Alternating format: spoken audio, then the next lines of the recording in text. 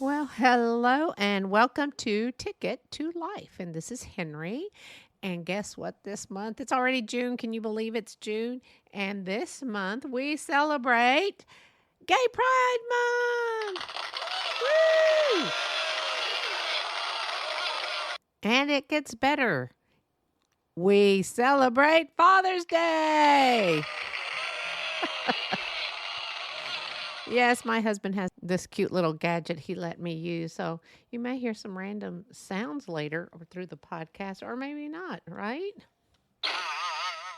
Okay, I'll stop now. I'm just having fun with it. But anyway, this is Henry, and welcome to Ticket to Life. And is a great month. It is Gay Pride Month, and it is going to be a great June 16th is Father's Day, so we can't forget our daddies and grandfathers and uncles who have done something in our life. And I will have a podcast later on this month, probably next week, on Father's Day. And so happy Gay Pride Month. And again, happy early Father's Day. Also, happy birthday to my brother and my sister who have birthdays in June. And just in case you haven't heard, Texas has had an abundance of rain.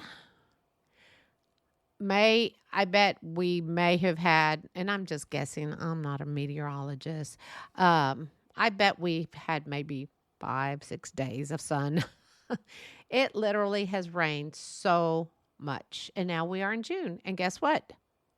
It has rained June 1st, June 2nd, June 3rd. And it will again. I always thought I wanted to visit Seattle, but they say it rains a lot there. So I'm not sure if I want to visit there. Now I know what it's like.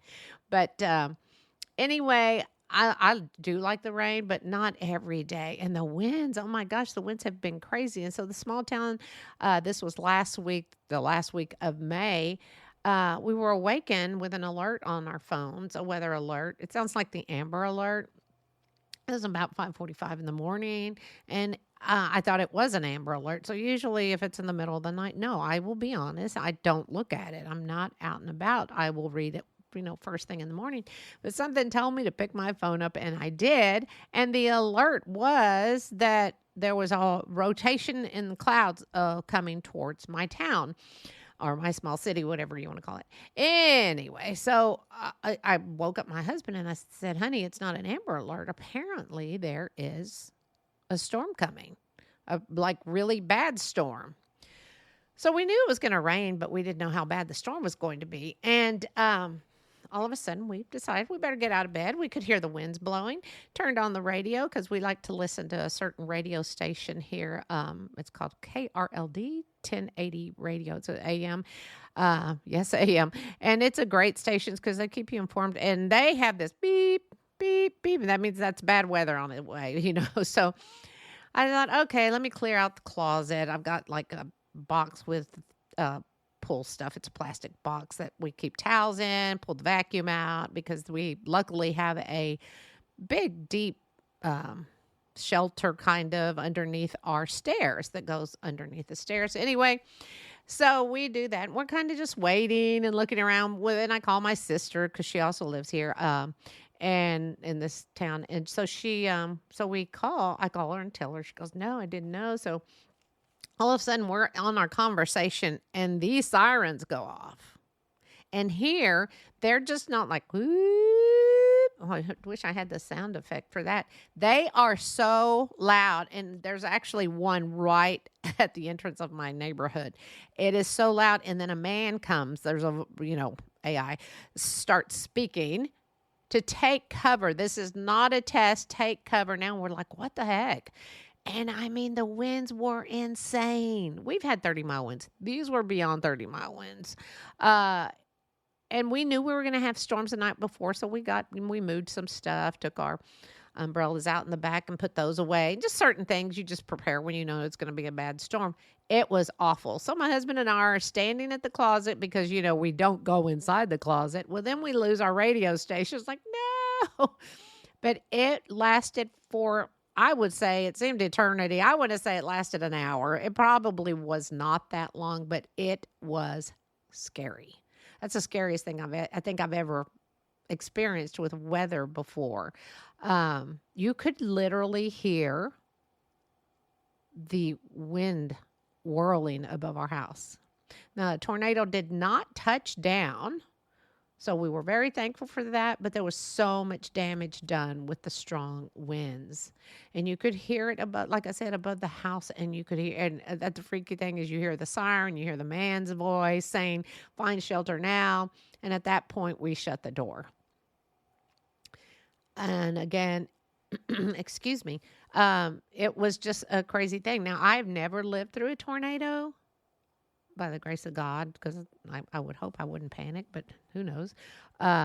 Anyway, so my husband, we always had like this small radio in the closet, and it's a weather radio, but sometimes you just can't get the best reception in there. We have water in there. I know we want to be prepared if we have to be. We have water and wine in there. I'm not sure. Hopefully the wine has twist tops in case we're barricaded in there. But all kidding aside, it was the scariest thing. Now, again, I have not lived through a tornado, although my daughter was driving back from college many moons ago, and she had a scary experience, and she did. Had she not pulled over, she probably would have been whirled away. And now that she's in Kansas, and it was good just to find out that Kansas doesn't have, everyone thinks it's really bad, and then they have lots of tornadoes there, I guess from the Wizard of Oz, and everyone, it's always, but they have just as many. But no, I think Texas has more tornadoes is what I read. It was worse to live in Texas with tornadoes than in Kansas. So that's good. And also my sister and my brother-in-law also have been in the path of one. Their house was damaged. I don't know how many years it's been, maybe 6. No, it's probably been longer than that. But anyway, 10 years. And their house was damaged. And by the grace of God, not totally destroyed, but like blocked down from their house. There were houses that were literally gone. So God was watching over everyone, and I am so thankful. So I'm praying for those who have lost homes through these rains. The rains just are, it's insane how much rain we've gotten. I mean, the other day we got 2 inches within an hour, and it's been interesting. And we're always getting the flood warnings flood warning because the ground is so saturated right now. The water has no place to go. So anyway, I just wanted to share what's going on with Texas right now. And it will take some time before neighborhoods are back to normal. So much damage. And speaking of damage, are you or could you be in a damaged relationship where you used to be friendly and trusting and loving? It's no longer there. Do some of you have that? I mean, I have in the past. Are there walls going up and you know it, and now you hardly ever even talk to each other? Where you used to tell each other everything and do everything together, and now you don't trust one another, and you're happier at work than being at home. Now, that's always not a good sign.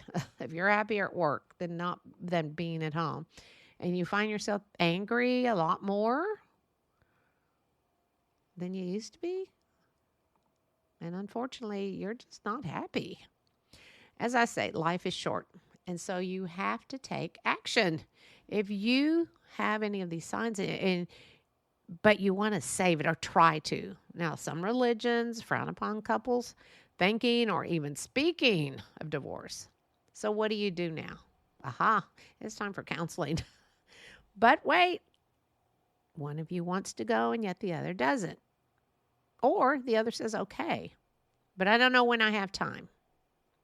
Apparently, one of you wants to try to salvage the relationship, although the other will try, if they do attend a session or two, and more than likely he or she will sit there quietly and not say a word, and they will shrug or go, a lot, or they'll blame you. They'll just blame everything on you. Like he does this or she does this and this, she never does this or she. And by session 3 or 4, they may just say, this isn't helping and say, I'm done. Again, just to clarify, I am not a doctor. I am not a therapist or life coach. These are my opinions. I'm not telling you what to do, just letting you know if you see red flags. And as soon as you do, it's time to dive in and have a conversation. That we need to talk and let's find out what's going on in our relationship. Here are some red flags. Other than communication lacking, I will tell you one thing for sure from the beginning of a relationship, communication is the key to a healthy and happy relationship. Now, sometimes if you speak your mind, which sometimes gets me in trouble, be gentle when speaking your mind. Be gentle with the wording. Be gentle as possible because some things just will spew out and you'll be sorry. So here's my red flag number 1. And it is lack of communication. Communication for me, that is just literally the most important thing in any relationship. And a female-male relation, male-male, female-female, children and parents. It is just important to be able to communicate. And if they stop or you stop wanting to communicate, then there is a problem. Now, red flag number 2, there is no longer any emotion in your relationship, literally none. No emotion. Okay, I will say it. No sex, no intimacy whatsoever. No more kissing, no more holding hands. You get it, right? Now, red flag number 3, you notice the change in their appearance, where they might be wanting to take better care of themselves and they're not around as much. We used to get dressed up. We used to be so excited when we first started dating. Everyone is like that. Now, some people are able to maintain that, but some people get too comfortable in a relationship or the relationship where they just don't even care about the way they look or the way they appear to you. Now, red flag number 4 is constant frustration or finding fault in everything that you do. Or you are finding fault in everything they do. So basically, you're finding fault in each other no matter what.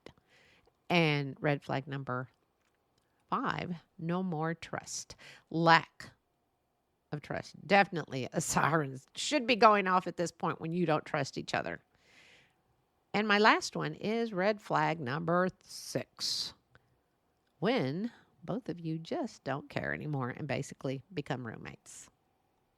Now, I do have a friend, and she said she and her husband just became roommates. And he was happy, and he said, you know what? I can live like this. I'm fine. I don't need anybody. We're here. We got kids. And she said, no. So they tried. They did try. They tried hard. But it was gone. It had already fizzled.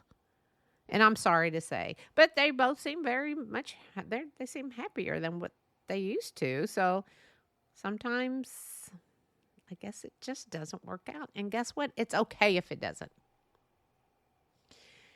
So if you feel as though you are in a toxic, abusive relationship and you've tried everything you can to try to get out or fix it.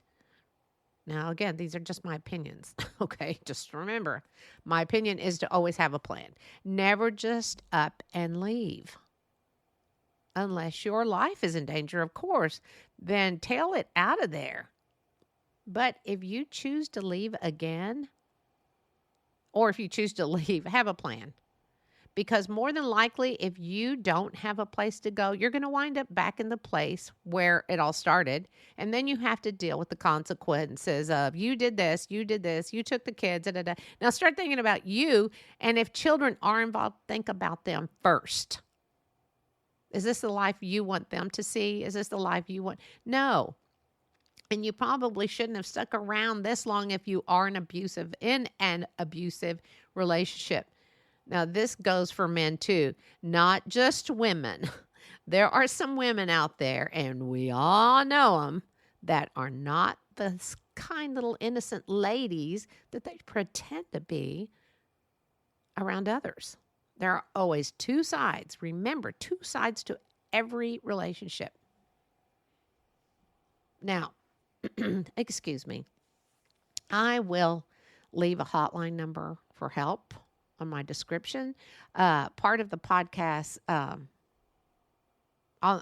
the description for the podcast. But in case you're driving and your mind is being on safe driving and not able to memorize the phone number, I'll give it to you. But just know you can go to the podcast and go to the description, and the number will be there. And if you are listening, it is 1-800-799-7233. If you're listening and you're not driving or working with heavy machinery, you can get this number off of the description, and it's 1-800-799-7233.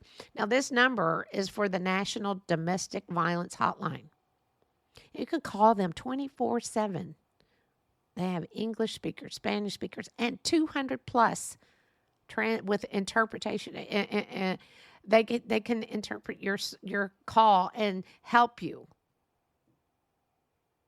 Unfortunately, this is the only life some people know. And so they don't think that they can leave. And guess what? It doesn't have to be the only life you know, because you deserve to be happy. So, again, communication is the most important thing in any relationship. When you can talk and not yell about it, we used to do this, and we used to be able to talk to each other, right? But when you can do this, well, then guess what? That's hope. There's some hope there. If you were able to do it in the past, but you can't now, don't start blaming yourself with, I should have done this, I should have done that, or I can change. I can help change you. Wait, Now, they now say that people can change. Remember the old adage that you can't teach an old dog new tricks? And usually people will use this adage with humans, because I know I have. But guess what? You can teach an old dog new tricks. Dogs are always wanting to please you. Just like now, well, what I was going to say, I'm sorry, I'm fumbling here. Now, scientists are saying that, yes, people can change. The science is making of this is making positive change that will stay with them. Now, I'm sure some of you may know someone who was abusive, but now they are no longer, because they know what they were doing was wrong. And they did love that person, and they realized what is going on. Some people were alcoholics. Some people were addicted to drugs. Some people were addicted to so many other things. And they have changed, and they have stopped. Now, to say, are they going to go back? No. But 10 to 1, hopefully they have a sponsor. They have someone there always helping them. And yes, some people can't change. I know I have changed with the way I think, the way I do things, the way I feel like I'm a better person than I used to be. Not that I was horrible or anything, but I know that I have become softer. I feel as though I've always been friendly and nice and blah, blah, blah. But I feel as though I am more empathetic than I used to be when I was much, much younger. So that is amazing to me, knowing this. With effort and commitment, people can change, and some relationships can be saved. But remember, it takes two, not just one. It takes two to make it work. Our brains are amazing, and with the help of knowing what you want with your relationship, then it can happen. But again, you can't look back. Only look forward. Don't look back at what you used to do with each other. Look forward to what you will do together. Yeah, it's easier to throw the towel in and say, I'm done.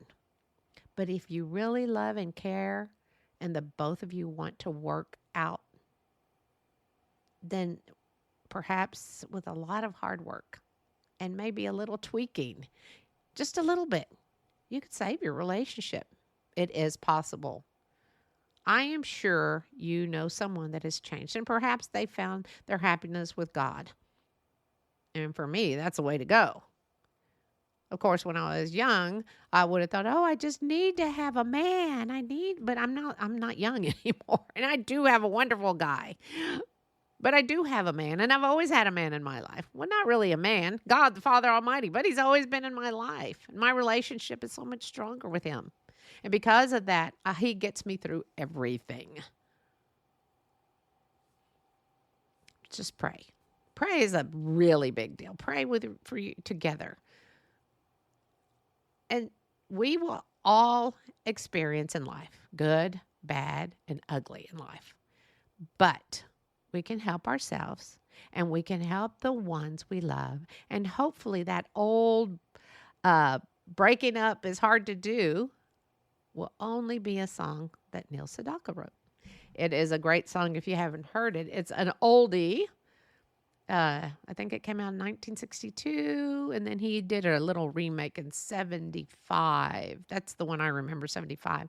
I guess I remember both. But anyway, in 62 it was a fast version, so you could dance to. And 75 is romantic and sweet, and it's slow. So there's a little music history for you.